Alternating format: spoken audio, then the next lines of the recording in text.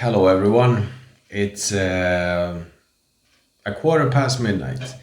I'm just having a break, drinking break, water drinking break, catching up some updates on various things, and working.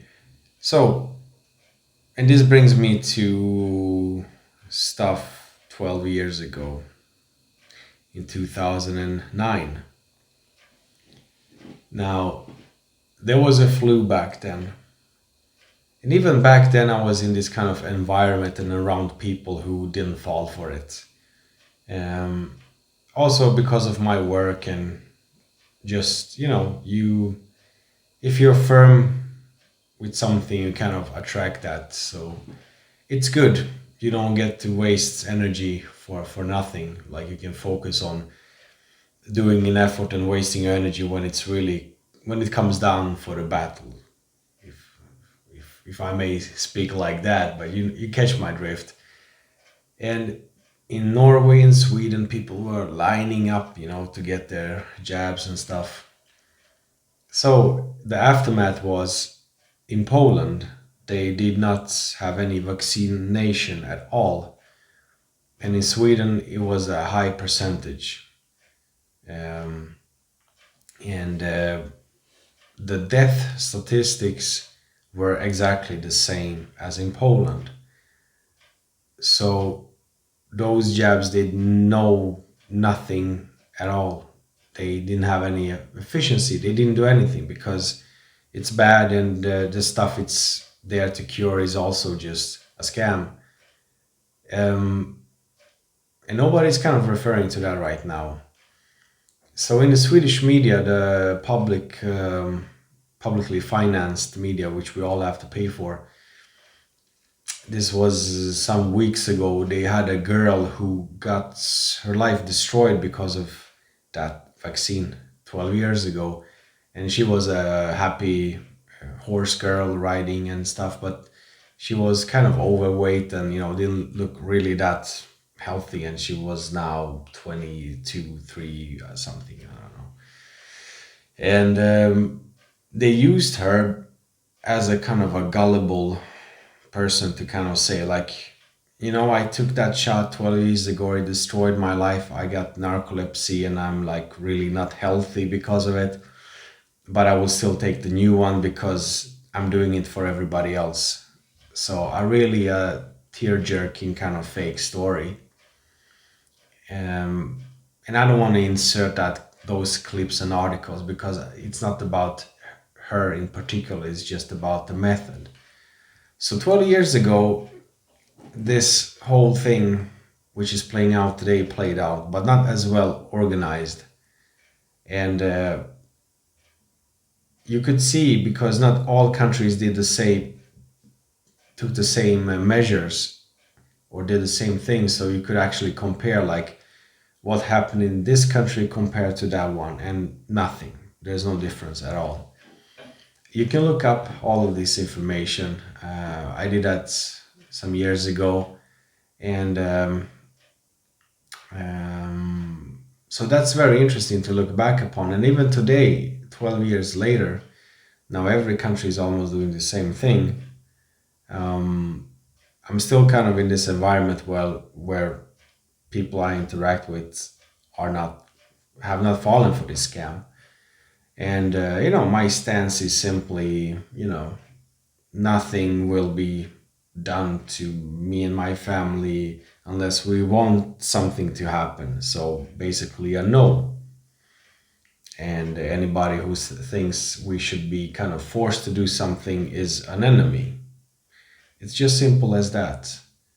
If somebody thinks that, somebody can come around in the future and jab my children with that poison, which is not the cure for anything, or force us into taking certain measures, that's an enemy. And, you know, there's no point in being like alarming and panicking because it's just the way it is. You have to like decide for yourself what measures are you ready to take. Like for me personally, I could go along with having a mask on a airplane, airport. Those tests don't test you for anything. They say that themselves. Now I could insert the clips I've seen here in this video, but I won't be doing that. So that's my like masks on some international transportation, and yeah, and no poking tests, nothing up my nose or in the rear, which I think many people have seen that those news about the yeah the anal swabs. That's just gross. But listen, this year is very interesting to see where all of this will go. People are um, protesting, like in countries like Brazil. It's as it's always been. There's no hysteria. In some countries, restaurants are opening up. People are just saying like, "Yeah, it's open now. We are opening up."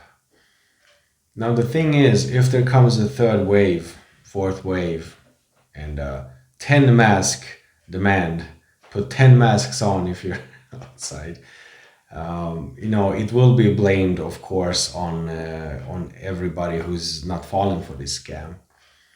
So I'm a simple man, and I know what I know, and I know what I will allow and not allow, and I respect people who have other viewpoints on this. But if anybody's sees themselves or wants to kind of promote any centralized governing system to do something against my will, that is an enemy.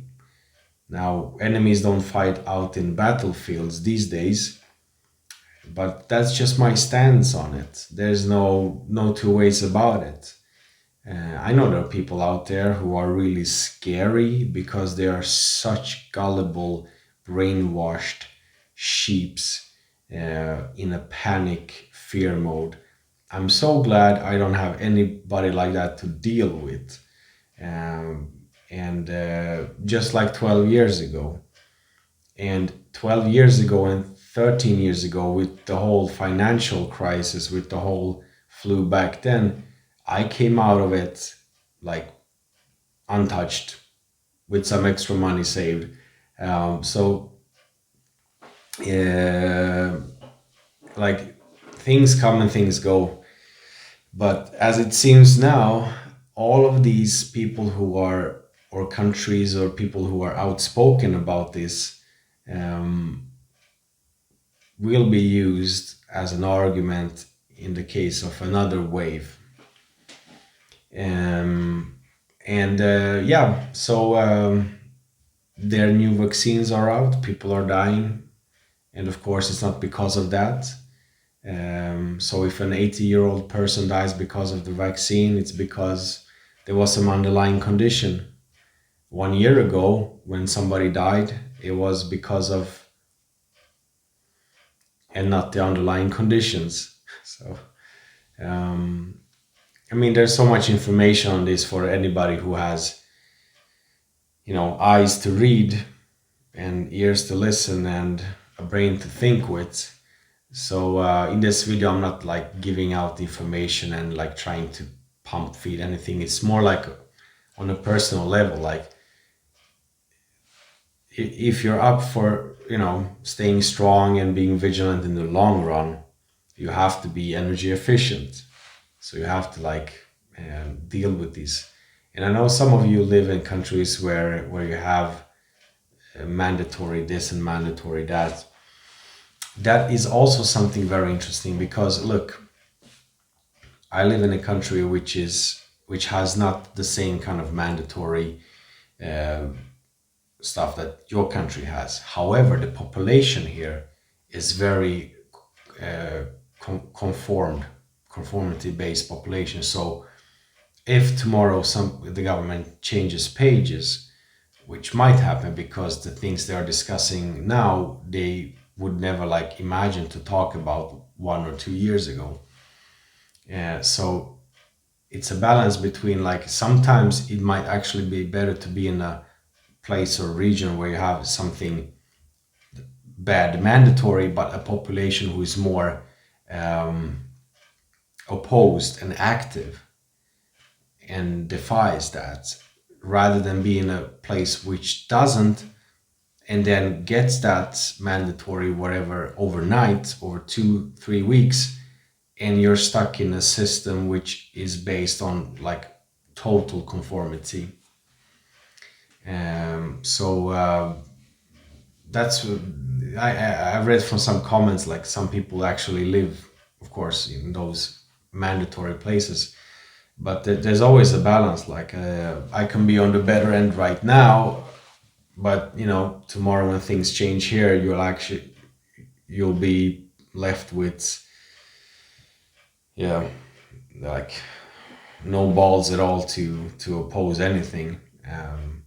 And While thinking about Sweden's actual kind of civil, um, like demands from the civil population, that history is not that strong. Other countries have a stronger kind of individual and will from the population. So that's also factors to take into account when you think about like what might be the best place to be at if this all continues.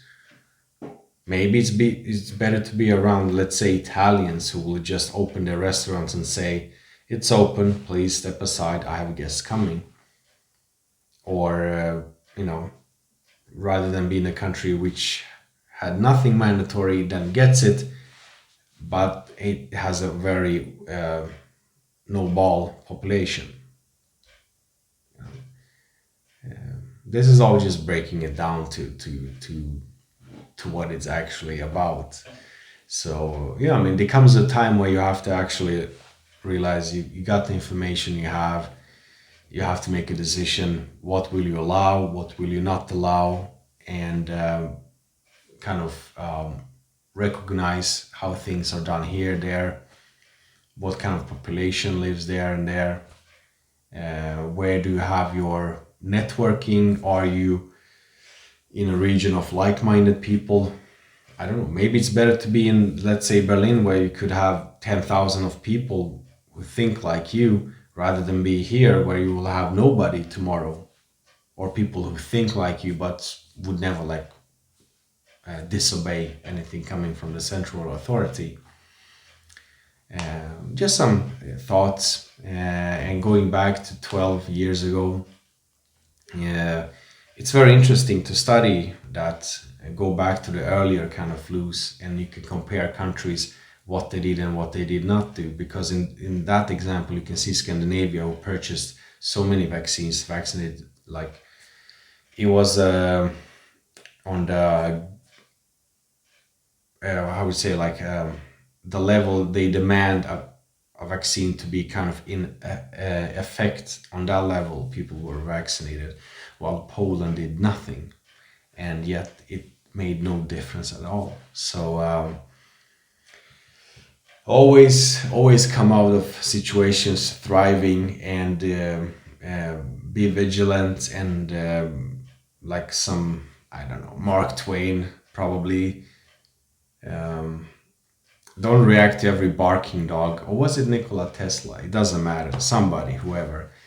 Don't react to all stuff.